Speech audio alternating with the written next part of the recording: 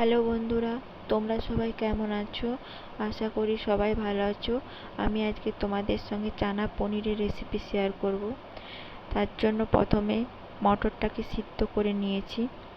আর এখানে মশলার জন্য টমেটো, পোস্ত, কাজু, চারমগজ আর আদা নিয়ে নিয়েছি। আর এখানে গোটা গরম মশলা নিয়ে নিয়েছি। এখানে বাড়িতে বানিয়ে নিয়েছিলাম পনির, সেটাকে পিস পিস করে কেটে নিয়েছি। পনিরগুলোকে হালকা করে তেলের মধ্যে ভেজে নিচ্ছি।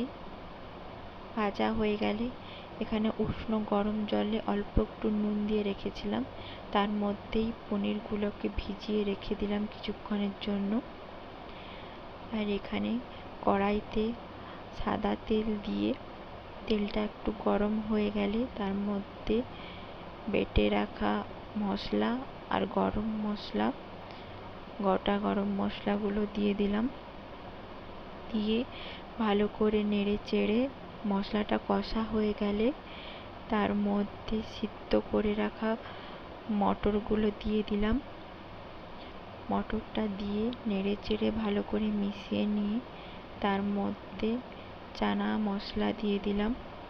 চানা মশলা দিয়ে ভালো করে মিশিয়ে নেওয়ার পরে তার মধ্যে ভেজে রাখা পনিরগুলো দিয়ে দিলাম।